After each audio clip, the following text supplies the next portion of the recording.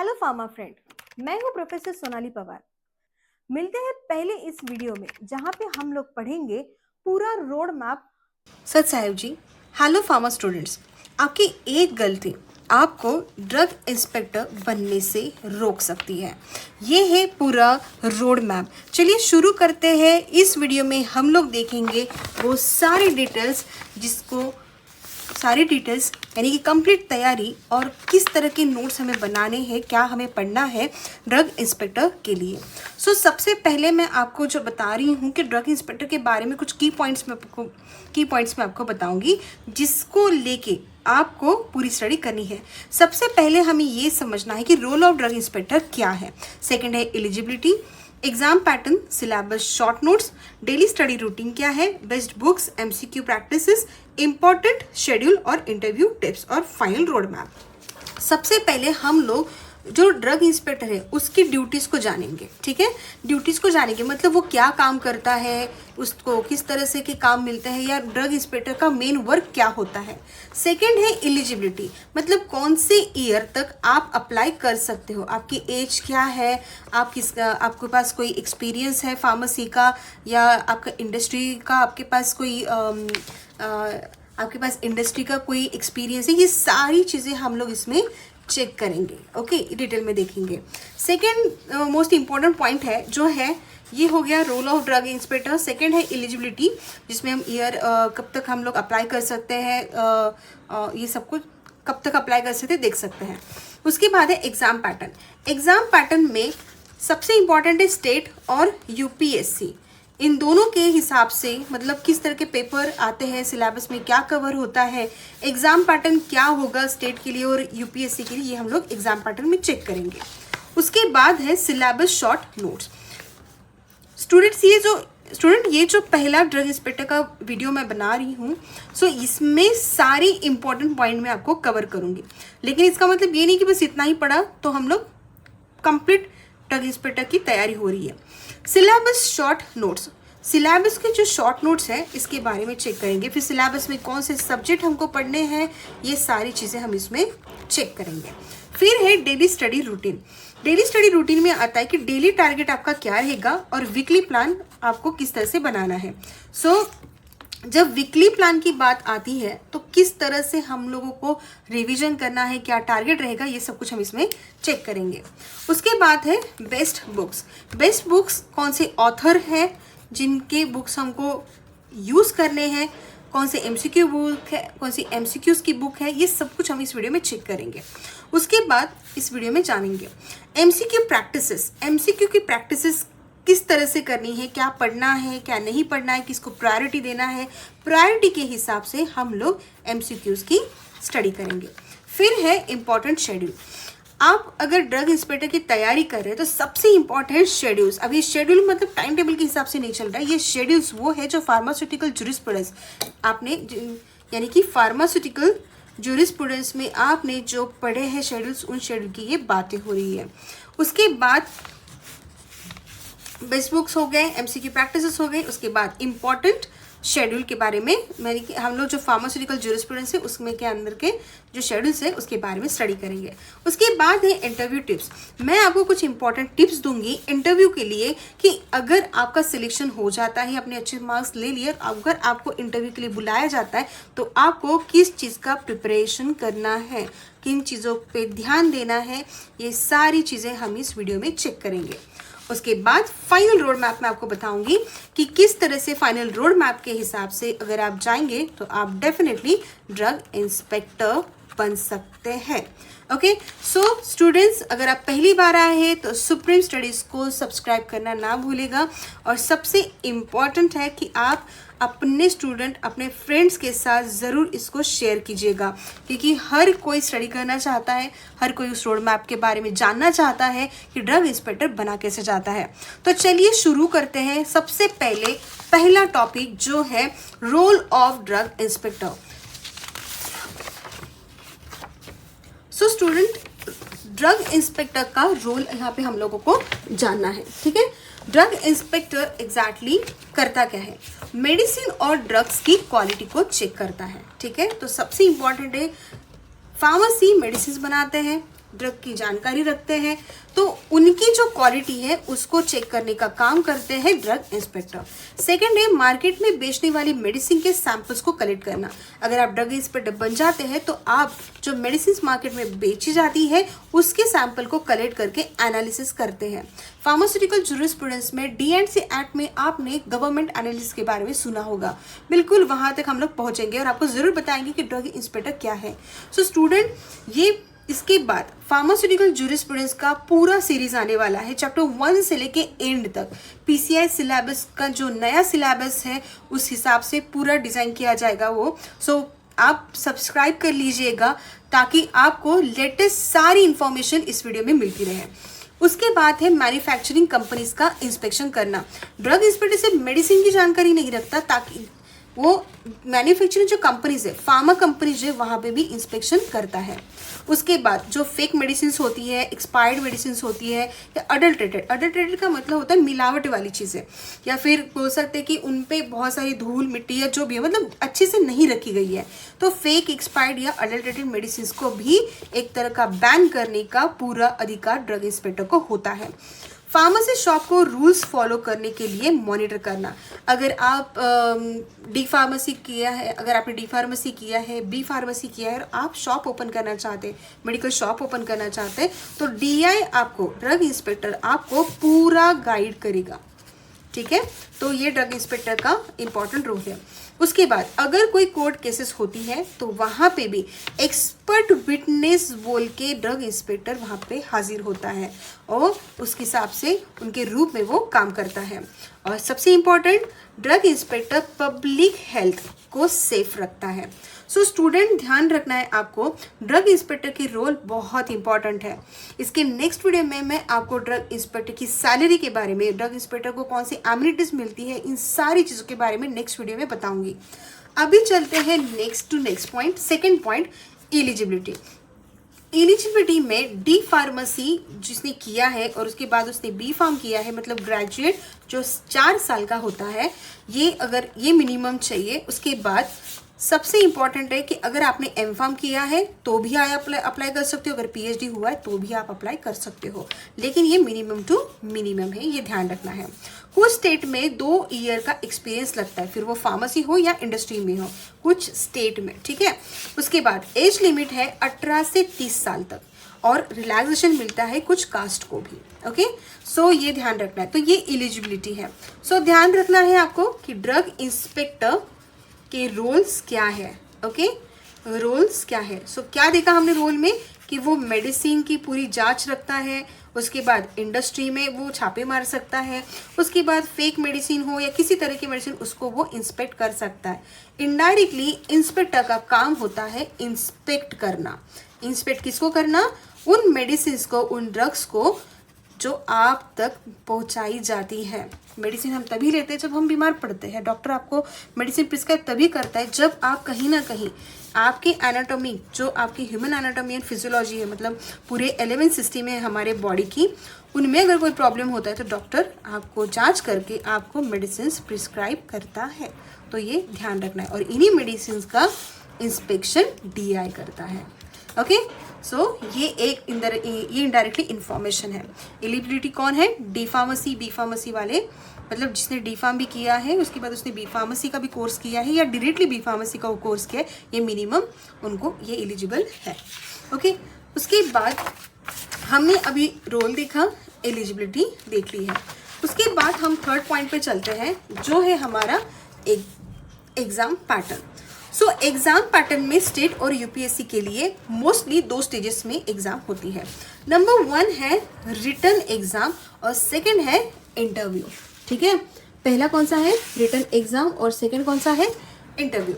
सो written exam में हमको pharmaceutical chemistry, pharmacology, pharmacognosy, pharmaceutics, forensic pharmacy, या फिर आप बोल सकते हो कि फार्मास्यूटिकल जूरिस्प्रूडेंस और बेसिक GK, उसके बाद इंग्लिश और रीजनिंग पूछा जाता है। तो आप चाहे स्टेट के लिए पढ़ो, आप चाहे UPSC के लिए पढ़ो, आपको रिटन एग्जाम के लिए इतना मिनिमम पढ़ना ही है, इतना पढ़ना ही है। उसके बाद जब आपकी बात इंटरव्यू तक आती है तो इंटरव्यू के लिए आपको ड्रग की टेस्टिंग, उसके रूल्स, GMP मतलब गुड मैन्युफैक्चरिंग प्रैक्टिसेस के बारे में आपको पढ़ना होता है। ओके, और उसके बाद फार्मेसी लॉ आप सब कुछ पढ़ेंगे फार्मास्यूटिकल ज्यूरिस्प्रूडेंस से। So student, basic GK English और रीजनिंग।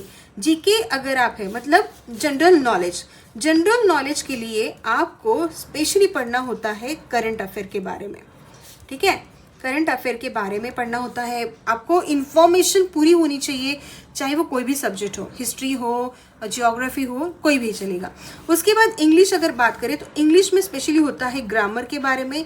आपको ग्रामर का पूछा जा सकता है, आपको अलग अलग चीज़ों के बारे में इंग्लिश से रिलेटेड चीज़ों से पूछा जा सकता है। उसके बाद है रीजनिंग में आपके जो बोल सकते बुद्धिमत्ता, यानी कि ऐसे कुछ क्वेश्चंस देंगे कि आपको 4 इमेजेस देंगे और उस इमेजेस से मिलता जुलता आपको वहाँ पे आंसर देना है, या बोल सकते कि भाई इसके मामा का, बेटे का, उसका वो कौन लगता है। इस तरह के क्वेश्चंस काफ़ी सारे आते हैं। तो ये आ जाते हैं आपके सारे जनरल नॉलेज इंग्लिश और रीजनिंग में। तो ये था 3rd नंबर का पॉइंट जो है एग्जाम पैटर्न। उसके बाद का नंबर है 4th number, syllabus short notes. अभी हम लोगों को सिलेबस के लिए शॉर्ट नोट्स कैसे पढ़ना है, यहाँ तक तो हमने समझ लिया कि रिटर्न एग्जाम के लिए ये सब्जेक्ट पढ़ने ज़रूरी है। केमिस्ट्री में क्या आएगा, कोलॉजी में क्या पढ़ना है, कोग्नोसी में क्या पढ़ना है, सुटिक्स में क्या पढ़ना है, फार्मास्यूटिकल ज्यूरिस्प्रूडेंस में क्या पढ़ना है, या जीके इंग्लिश और रीजनिंग में क्या पढ़ना है, ये मैं आपको इस सिलेबस शॉर्ट नोट में बताऊंगी। फार्मास्यूटिकल केमिस्ट्री में सबसे इंपॉर्टेंट है कि हर ड्रग के बारे में आपको पता होना चाहिए, जो आपको इंडियन फार्माकोपिया से मिल जाएगी। ओके, उसे मिल जाएगी। वहाँ पे आपको ड्रग के स्ट्रक्चर्स पता होने चाहिए, रिएक्शंस पता होनी चाहिए। केमिस्ट्री में काफ़ी सारी रिएक्शंस आती है, उन रिएक्शन के बारे में पता होनी चाहिए, असे के बारे में पता होने चाहिए, लिमिट टेस्ट के बारे में पता होनी चाहिए, इम्प्यूरिटी के बारे में पता होनी चाहिए, सबसे इंपॉर्टेंट स्पेक्ट्रोस्कोपी के बारे में पता होना चाहिए। लिमिट टेस्ट और इम्प्यूरिटी आपको पीआईसी यानी फार्मास्यूटिकल इनऑर्गेनिक केमिस्ट्री में मिल जाएगा, जो है फर्स्ट ईयर का सिलेबस है बी फार्मेसी में। ओके, उसके बाद स्पेक्ट्रोस्कोपी आपको 3rd और फाइनल ईयर, ठीक है, उसके सिलेबस में आपको मिल जाएगा। असे हो, रिएक्शन हो, ये सारे आपको first year, 2nd year, 3rd year के सिलेबस में मिल जाएगा, जो है पीओसी मतलब फार्मास्यूटिकल ऑर्गेनिक केमिस्ट्री में मिल जाएगा। यानी कि फार्मास्यूटिकल केमिस्ट्री के लिए आपको 2 सब्जेक्ट पढ़ने होंगे। कौन सा है? पहला है ऑर्गेनिक और सेकंड है इनऑर्गेनिक। ठीक है, ऑर्गेनिक में क्या आएगा, इनऑर्गेनिक में क्या आएगा, इसके बारे में आपको पढ़ना है। सो स्टूडेंट्स, ड्रग के structures, number 2 reactions, number 3 assays, number 4 limit test, number 5 impurity और नंबर 6 स्पेक्ट्रोस्कोपी। स्पेक्ट्रोस्कोपी में सिर्फ स्पेक्ट्रोस्कोपी ही नहीं पढ़ना है, आपको उसमें काफ़ी सारी चीज़ें आती है, जैसे NMR आ गया, IR आ गया, UV आ गया, काफ़ी सारी चीज़ें इसमें इंक्लूडेड होती है। तो ये सब कुछ आपको स्पेक्ट्रोस्कोपी के अंदर पढ़ना है। ओके, सो देखिए, अगर आपने बी फार्मेसी किया है तो आपके लिए सिलेबस नया नहीं है। अगर आपने फाइनल ईयर किया हुआ है तो डेफिनेटली ये फाइनल ईयर बी फार्म ही ये डेफिनेटली जिन्होंने बी फार्म क्लियर किया है 4 साल का, जिनका कोर्स हो चुका है, वही इसको अप्लाई करेंगे। सो ये सिलेबस केमिस्ट्री का है। आपको करना क्या है, इन सारी चीज़ों के आपको शॉर्ट नोट्स बना लेने हैं। अगर नहीं तो सुप्रीम स्टडीज़ को सब्सक्राइब कर लीजिए, क्योंकि मैं बहुत ही जल्दी इन सारे टॉपिक पे वीडियोस बना के डालने वाली हूँ, और इसी तरह से बिल्कुल हैंड रिटन ही वो रहेंगे, ताकि आप बहुत अच्छे से उसको समझ पाओ। तो यहाँ पे हमने देखा एग्जाम का पैटर्न और सिलेबस के शॉर्ट नोट्स, ठीक है, पूरे सब्जेक्ट्स के।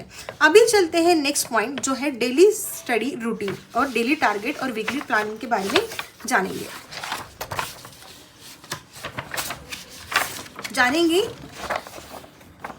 ओके, तो ये था सिलेबस शॉर्ट नोट्स का पहला टॉपिक, मतलब फार्मास्यूटिकल केमिस्ट्री। अभी चलते हैं सेकंड, फार्माकोलॉजी में। सो स्टूडेंट, फार्माकोलॉजी की अगर बात करते हैं तो फार्माकोलॉजी पूरी हम लोग पढ़ते हैं इनडायरेक्टली ह्यूमन बॉडी जो होती है, ह्यूमन बॉडी के अंदर जो 11 सिस्टम्स होती है, ठीक है, उन 11 सिस्टम पे जो मेडिसिन काम करते हैं, उसके बारे में पूरा पढ़ना होता है। मतलब एक मेडिसिन अगर बॉडी के अंदर जाती है तो उसका मैकेनिज्म ऑफ एक्शन क्या रहेगा, क्या उस मेडिसिन का कोई एडवर्स ड्रग रिएक्शन होगा, कोई प्रॉब्लम होगा, साइड इफेक्ट होगा, किस तरह के साइड इफेक्ट्स होंगे, ये सारी चीज़ें हम लोग पढ़ते हैं फार्माकोलॉजी में। सो यहाँ पे सिस्टम की अगर बात करें तो जनरली ये 3 सिस्टम के बारे में बहुत सारे क्वेश्चंस आते हैं। उसके बाद टॉक्सिकोलॉजी, ओके, उसकी स्टडीज में है। उसके बाद मैकेनिज्म एक्शन, जो मैंने अभी जस्ट बताया कि एक मेडिसिन किस तरह की काम करती है, उसको कहते हैं मैकेनिज्म ऑफ एक्शन। एडीआर का मतलब होता है एडवर्स ड्रग रिएक्शन और ड्रग इंटरैक्शन। ड्रग इंटरैक्शन में बहुत सारी चीज़ें, जैसे कि अगर हमने फूड ले लिया, फूड के साथ ड्रग का इंटरेक्शन किस तरह का है, ये भी आपको पढ़ना होगा। Drug interaction with the body, drug interaction with the food with the drug. काफ़ी बार आपने पढ़ा होगा, न्यूज़ में पढ़ा होगा कि कोई फूड अगर आप लेते हो तो उस फूड का ड्रग के साथ कभी ना कभी रिएक्शन हो जाता है। तो ये भी काफ़ी सोचने वाली बात है और पढ़ने वाली बात है। तो ये हो गया पूरा टॉपिक फार्माकोलॉजी को लेके। सो फार्माकोलॉजी में हर मेडिसिन के बारे में आपको वहाँ पे पढ़ना है। फार्माकोलॉजी के लिए कौन सी बुक आपको रेफर करनी है वो मैं आपको नेक्स्ट इसमें बताऊंगी। ठीक है, अभी हम लोग सिलेबस के बारे में देखेंगे। उसके बाद है फार्माकोग्नोसी। फार्माकोग्नोसी की जहाँ पे बात आ जाती है वहाँ पे आ जाता है आपका बॉटनी। बॉटनी यानी इनडायरेक्टली हो जाता है पूरा प्लांट से रिलेटेड या एनिमल से भी आप बोल सकते हैं। ठीक है, प्लांट से रिलेटेड यहाँ पे आ जाता है। तो क्रूड ड्रग्स, ठीक है, क्रूड ड्रग्स जो होते हैं उनका पूरा इन्फॉर्मेशन आपको होना चाहिए।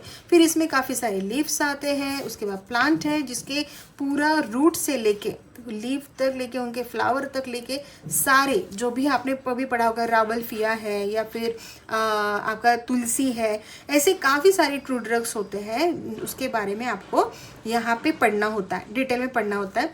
उसके बाद अल्कोलॉइड, ग्लाइकोसाइड, टैनिन्स।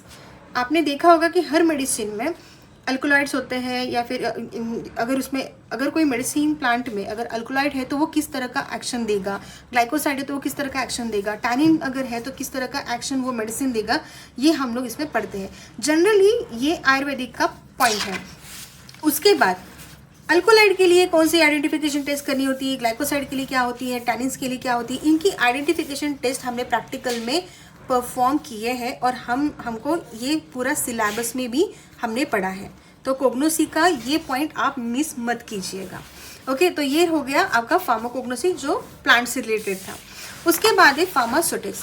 फार्मास्यूटिक्स की अगर बात करें तो आ जाता है यहाँ पे वर्ड फॉर्मुलेशन। ठीक है, दवाइयों को बनाना। ठीक है, किस तरह से हम बनाते हैं ये सब कुछ हम लोग फार्मास्यूटिक्स में देखते हैं। फिर हम दवाइयों में किसको जानते हैं, हम टैबलेट प्रिपेयर करते हैं, हम कैप्सूल को प्रिपेयर करते हैं, इंजेक्शन के बारे में पता है, जो भी इंजेक्शन है, कैप्सूल है, टैबलेट है, फॉर्मुलेशन जो हम लोग जिस मेडिसिन को जिस फॉर्म में लेते हैं, सिरप है, सब कुछ। उसके बाद उसकी बायोअवेबिलिटी देखते हैं, स्टेबिलिटी देखते हैं कि भाई ये किस तरह के स्टेबल है, किस कंडीशन में स्टेबल है, क्या उसको अंबर कलर बॉटल में रखना है या किस में रखना है, ये सब कुछ हम स्टेबिलिटी में पढ़ते हैं और बहुत सारे पैरामीटर हैं। उसके बाद कोई भी चीज़ अगर आप करते हो, फिर वो चाहे प्रैक्टिकल परफॉर्मेंस हो या कोई मशीन हो, तो किसी भी चीज़ के लिए हमको एक मिलता है, वो है स्टैंडर्ड ऑपरेटिव प्रोसीजर। यानी कि किस तरह से हम लोग उसको स्टेप बाय स्टेप, मतलब ऑन टू ऑफ, किस तरह से हम लोग हम ऑन टू ऑफ हम प्रोसेस को पूरा यूज़ करके उस स्टेप तक पहुंचते हैं। उसके बाद वैलिडेट करना। आपने देखा होगा कि कोई भी अगर इंस्ट्रूमेंट है तो हम कैलिब्रेशन और वैलिडेशन करते हैं। ये हमने 3rd ईयर में PQA में पढ़ा है। ठीक है, कैलिब्रेशन क्या होता है, वैलिडेशन, इवन हम लोगों ने फाइनल ईयर में भी इसको पढ़ा हुआ है। ओके, फिर QC और QA, इसके बारे में भी PQA में आपको पढ़ने मिला होगा।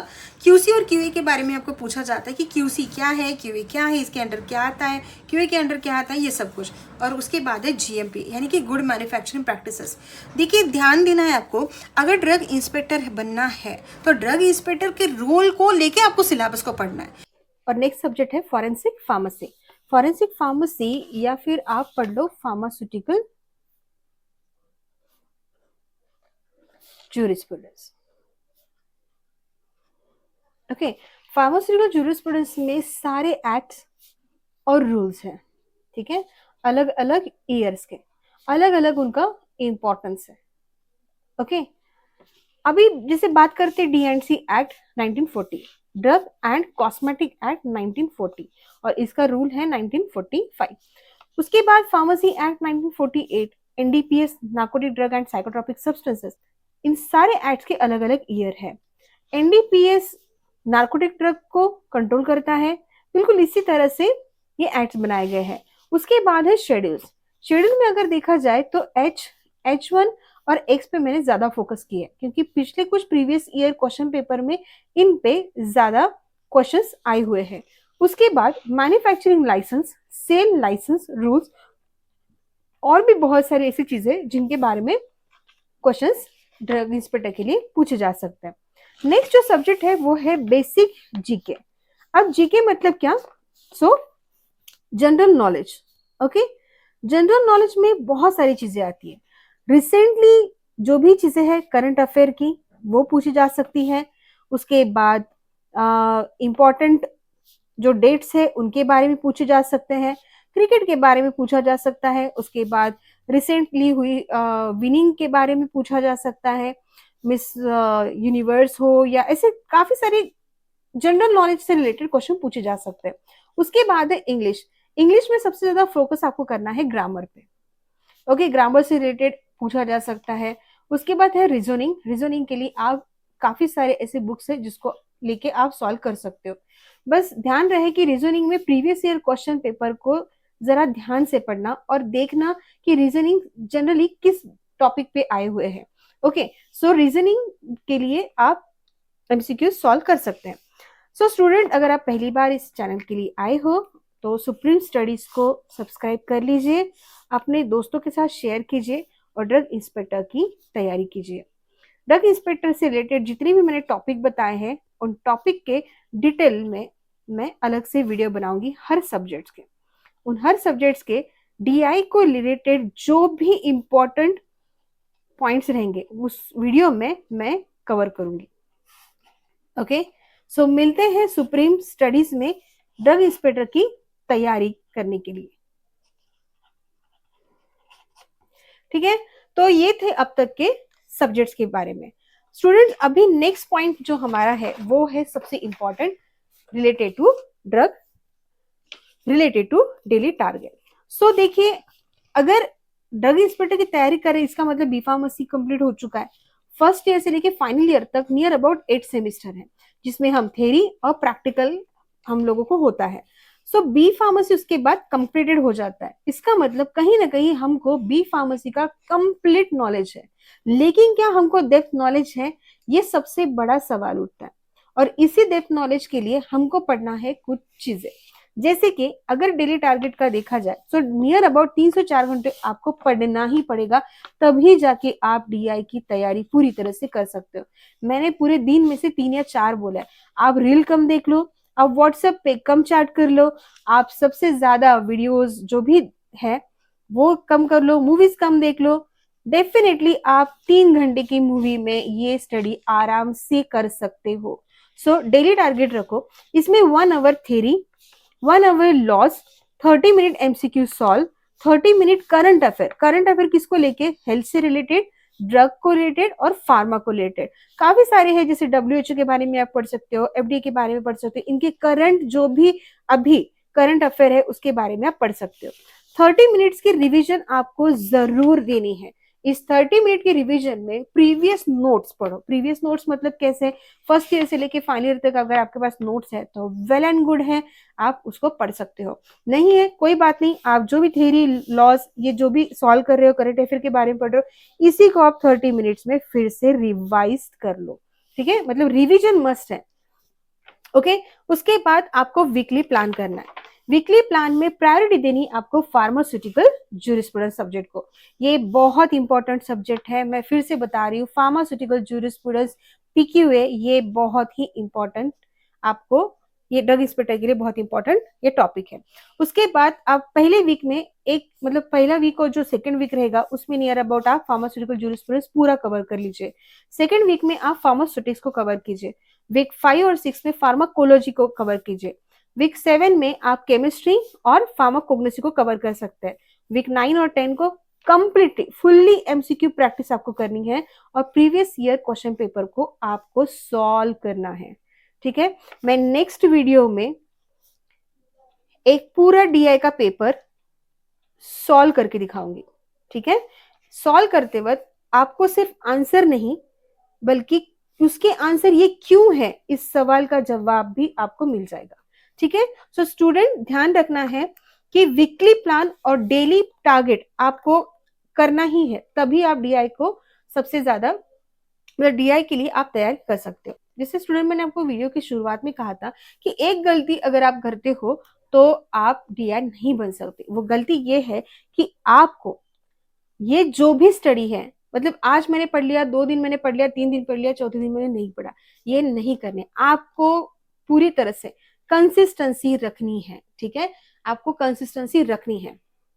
ठीक है, आपको कंसिस्टेंसी रखनी है, यानी कि नियमित अभ्यास।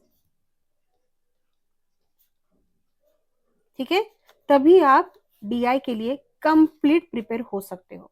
ठीक है, सो ये पूरा इंफॉर्मेशन था डेली टारगेट और वीकली प्लान का। ओके, सो उसके बाद हम लोग चलते हैं नेक्स्ट पॉइंट पे। हमारा जो नेक्स्ट पॉइंट है वो है best books. Okay, best books में जैसे मैंने कहा कि फार्मास्यूटिकल ज्यूरिस्प्रूडेंस को आपको प्रायोरिटी देनी है, तो डेफिनेटली आपको इसको प्रायोरिटी देनी ही है। तो आप बीएम मित्तल की बुक पढ़ सकते हो, बीएस कुचेकर सर की भी बुक पढ़ सकते हो। उसके बाद फार्माकोलॉजी के लिए केडी त्रिपाठी बेस्ट बुक है, उसमें भी एक शॉर्ट वर्जन आता है, तो आप शॉर्ट वर्जन भी पढ़ सकते हो। उसके बाद D and C bare act भी है। फार्मास्यूटिक्स के लिए लैचमन बेस्ट बुक है। डीआईएमसी की बुक्स के लिए गुप्ता और संजय शर्मा की बुक्स आप रेफर कर सकते हैं। ठीक है, मैं कोई ब्रांडिंग नहीं कर रही हूँ, लेकिन मैं आपको इंपॉर्टेंट बता रही हूँ कि आप किन बुक में से पढ़ सकते हो ड्रग इंस्पेक्टर के लिए। एमसीक्यू प्रैक्टिस के लिए आपको शेड्यूल्स को पढ़ना है, एक्ट्स एंड रूल्स को पढ़ना है, जीएमपी और जीएलपी को पढ़ना है, यानी कि गुड मैन्युफैक्चरिंग प्रैक्टिस और गुड लैबोरेटरी प्रैक्टिसेस के बारे में, फार्मास्यूटिक्स के बारे में पढ़ना है, फार्माकोलॉजी के बेसिक्स के बारे में पढ़ना है, प्रीवियस ईयर क्वेश्चन पेपर को सॉल्व करना है, फिर वो स्टेट वाले हो या यूपीएससी वाले हो। स्टूडेंट इंपॉर्टेंट शेड्यूल मैंने कुछ बताया है जो एग्जाम में आते हैं। सो इसमें एम शेड्यूल जीएमपी को लेके, Y schedule clinical trial, H1X prescription को, C1 बायोलॉजिकल के एग्जामिनेशन और F वैक्सीन स्टैंडर्ड के लिए ये पूछे जा सकते हैं। शेड्यूल आपको वैसे सारे कवर करने हैं। ठीक है, सारे कवर करने, ये भूलना नहीं है। सो ये बेस्ट बुक और एमसीक्यू प्रैक्टिस के बारे में था। अभी लास्ट पॉइंट पे हम आ जाते हैं, वो है आपका इंटरव्यू टिप्स के बारे में।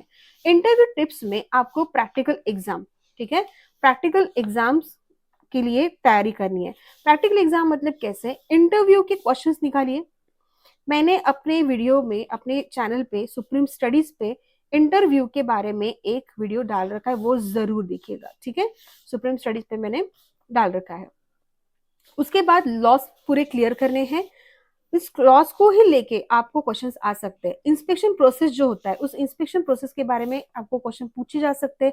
एक्सप्लेन करना पड़ सकता है कि इंस्पेक्शन प्रोसेस किस तरह से होती है। आप अगर डीआई बनते हैं तो आपको अगर ये टारगेट दिया जाएगा तो उस टारगेट को कंप्लीट कैसे करेंगे। सबसे इंपॉर्टेंट है, आप में कॉन्फिडेंस होना चाहिए।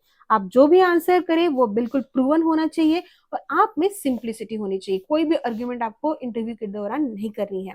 जैसे कि एग्जाम्पल में आपको पूछा जा सकता है कि बताओ कि अगर ड्रग के इसमें अगर आपको छापे मारने हैं, ठीक है, आपको छापे मारने, तो आप किन प्रोसेस को फॉलो करेंगे।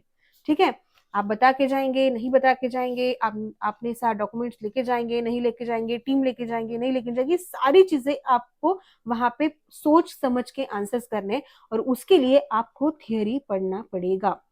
ठीक है, थियोरी पढ़ना पड़ेगा। अगर आप इंटरेस्टेड हो तो मुझे कमेंट में जरूर बताएं क्या इस पे मैं एक वीडियो बनाऊं या नहीं। ठीक है, अगर आपको चाहिए तो यस मैम बोल के मुझे कमेंट कीजिएगा। Subscribe supreme studies channel and share with your friends. Thank you so much to watch this video till end.